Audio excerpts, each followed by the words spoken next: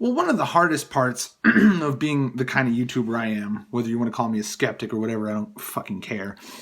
Even one who does it as a hobby rather than with any sort of goal of growing a channel or making any money, is somehow having the ability to say the same thing over and fucking over and still being entertaining and still having the drive to say it. Excuse me, I got a little bit of a sinus infection. The way most YouTubers deal with this is by being comedy. You can say the same thing over and fucking over as a comedian as long as you change it up or switch your targets. And you can kind of hit those same beats. And it's funny. And everybody likes to laugh even if they're talking about something serious. As someone who finds and has never found this situation is funny with social justice warriors, it can be really fucking hard. Especially when you see your country and your culture letting you down at every turn over the most basic and easy things. Oprah fucking Winfrey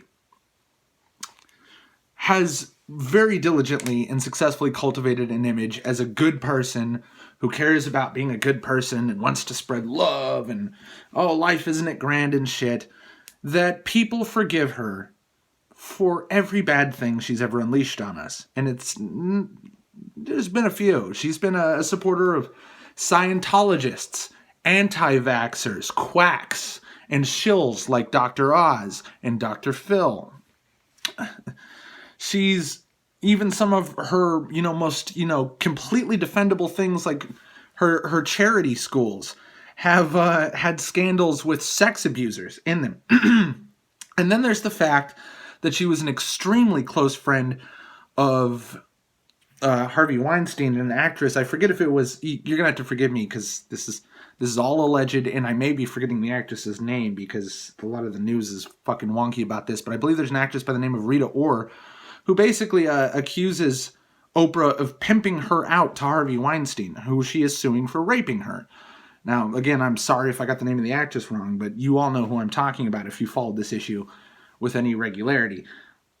And it's just like, I understand the want to root for somebody who's all positive like that, especially when, for right or wrong, and I agree that there's right reasons to be pissed about Trump as well as wrong reasons, everybody has a culture of kind of negativity about Trump, and even sort of a lot of people voted for Trump in the interest of being so fucking fed up with social justice and Hillary Clinton and political insiders and neocons like her. I know some people want to call her neoliberal. I guess that is actually kind of fair because she's a fake Democrat. So, or the way the Democratic Party has been lately, the Democrat Party is rapidly fitting in to the niche that I was raised to believe conservative Republicans were. So all throughout the Bush years, and I know there's a lot of, new politically minded people on YouTube who are very young, okay, who were born around the time that Bush was elected. If not, we're barely out of diapers by the time he came in 2000. And, excuse me, I'm really sorry about my throat. Who don't know that the right wing had a reputation of being censors, moral busybodies, pro-corporate, and spreading lies, and being anti-scientific retards. And you look at the Democratic Party right now, and they're spreading a bunch of scientific, pseudoscientific bunk about gays and transgenders, who I support wholeheartedly, but I don't support bullshit about genderqueer shit. I've, spent tons of my YouTube career saying that the entire LGBT community should immediately just shut down anybody they see who says the words genderqueer, because that means you're a trans-trender. You're a fake trans person. You're doing it for attention. And you make everybody in the LGBT community look bad when you are or do tolerate a piece of shit who does this. Okay, there's no such thing as genderqueer. There's none of this aromatic demi bullshit. These fake sexualities like gray sexuality where I'm sometimes sexual and sometimes I'm not, called, what you call that? It's called being a normal person. I don't think like I want to fuck everybody I've ever met. And there's a lot of people who I can say that person is attractive and beautiful, and I am also still not sexually interested in them. And they're like, sometimes I just want to be emotionally intimate with people. So does everybody else. You're not special. You're not unique. That doesn't separate you from the common people in society in any way, shape, or form. You're making shit up. Stop it. These people. Like, none of this is helping. and fucking Hillary Clinton and every neocon like her is fucking just tied, or neoliberal, whichever. I mean, they're almost synonymous at this point, right? Fucking are in the back pocket of banks who are interested in throwing money at failing businesses instead of like, hey, you failed. You're not entitled to taxpayer money. Fuck off. You know, like all of this shit. And everyone wants to say, oh, Trump is just in it for the rich. What do you call like virtually fucking everything Obama did? All he did was bail out the speculators and the fucking people who crashed the market. Yeah, sure, you can blame rampant deregulation for the boom-bust economy that had a huge boom in Bush's first term and one of the worst crashes in economic fucking history in his second. And then everything Obama did not improve this. I mean, like, maybe he squeaked by the weakest piss fucking Glass-Steagall and then fucking proceeded to give all these people money, who they proceeded to not put back into the system or to rehire the people they fired. They used it to pay out to the executives. And then they wondered why Occupy Wall Street happened. Only, you know, Occupy Wall Street was co-opted by these same social justice cunts who destroy everything they touch. Occupy Wall Street could have been something until a bunch of these hippy-dippy retards who, let's face it, are a product of a decadent society where nobody has to really, like, be valuable or intelligent or educated or work hard in any way, shape, or form, or even be competent to live, and not only live, but live very comfortably and in a means that the rest of the world would consider gross wealth. Our poor are rich compared to the rest of the world. And yet everybody, from the tall to the small, from the disgustingly rich, like multi-billionaires like Oprah Winfrey, to the poorest of the poor blacks in the ghetto, have nothing but ingratitude for the American way of life, for capitalism. And I don't know how to joke about any of this shit. And so, like, even our heroes, like Oprah Winfrey, are rapist apologists. It's not lost on anybody except for leftists who can't be honest about anything. Because remember, what's the catchphrase of the channel? Progressives always lie. Without exception. They cannot and will not tell the truth. So you can tell them to their face, with all the evidence in the world, that Meryl Streep is a close friend and staunch defender of a convicted child rapist. Not suspected woman molester, convicted child rapist. Big fucking difference. Nobody cares. And you wonder why I shout, go red in the face, and almost have an embolism on camera? It's not funny. It's really not funny.